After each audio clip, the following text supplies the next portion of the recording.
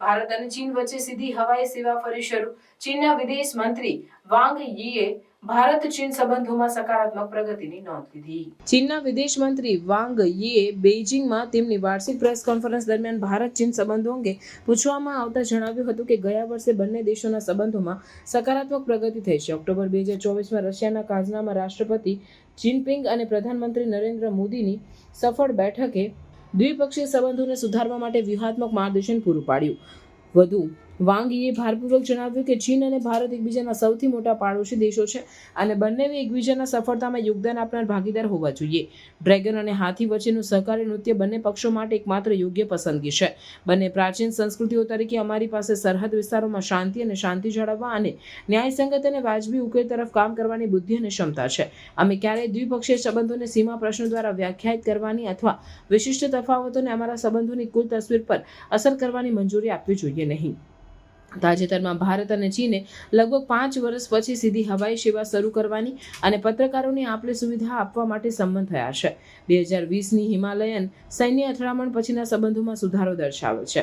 ઉચ્ચ સ્તરીય ચર્ચાઓ જેમાં ચીનના રાષ્ટ્રપતિ શી જિનપિંગ અને ભારતના પ્રધાનમંત્રી નરેન્દ્ર મોદીની મુલાકાતોનો સમાવેશ થાય છે. આ સુધારામાં યોગદાન આપ્યું છે. બંને દેશો ટૂંક સમયમાં ફ્લાઇટ ફ્રેમવર્ક પર ચર્ચા કરશે અને પરસ્પર સમજ મેળવવા માટે પગલું દર પગલું સંવાદ અને આર્થિક પગલાઓ પર સંમત થયા છે. તેમ છતાં તિબેટમાં ચીનના હાઇડ્રો પાવર ડેમના બાંધકામ જેવા મુદ્દાઓ જે ભારત અને બાંગ્લાદેશ માટેના જળ સંસાધનોને અસર કરે છે ચિંતાનો વિષય છે. બંને દેશો ક્રોસ બોર્ડર નદીઓ પર સહકાર જાળવવા અને 2025માં તિબેટમાં ભારતીય યાત્રાઓ ફરી શરૂ કરવા માટે પ્રયત્નશીલ છે. જાન્યુઆરી 2025માં બેઇજિંગમાં ચીની અને ભારતીય રાજદૂતોએ મુલાકાત કરી જેમાં પરસ્પર સમર્થન વધારવા માટે બોલાયું, પરંતુ હિમાલયન સરહદ વિવાદનો જાહેર ઉલ્લેખ કરવામાં આવ્યો ન હતો.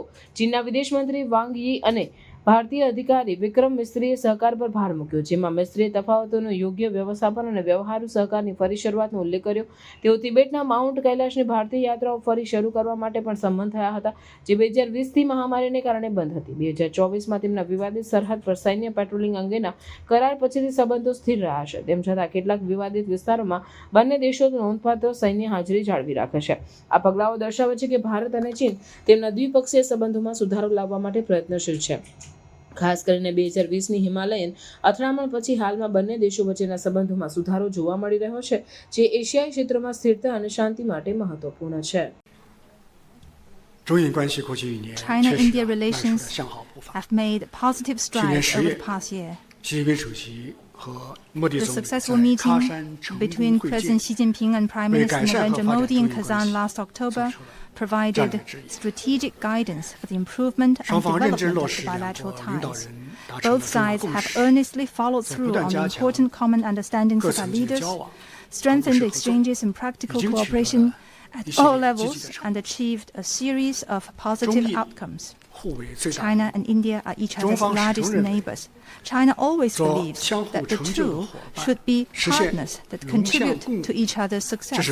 A cooperative pas de deux of the dragon and the elephant is the only right choice for both sides. As the two largest developing countries, China and India have a shared task to accelerate our country's development and revitalization. There is every reason for us to support each other rather than undercut each other, work with each other rather than guard against each other. This is the path that truly serves the fundamental interests of the two countries and peoples. As two ancient civilizations, we have enough wisdom and capability to maintain peace and tranquility in the border areas, pending a fair and reasonable solution. We should never allow bilateral relations to be defined by the boundary question, or let specific differences affect the overall picture of our bilateral ties. As important members of the Global South, we have the responsibility to take the lead in opposing hegemonism and power politics. We must not only safeguard the legitimate rights and interests of our countries, but also uphold the basic norms governing international relations. When China and India join hands, the prospects for greater democracy in international relations and a stronger Global South will improve greatly. This year marks the 75th anniversary of China-India diplomatic relations.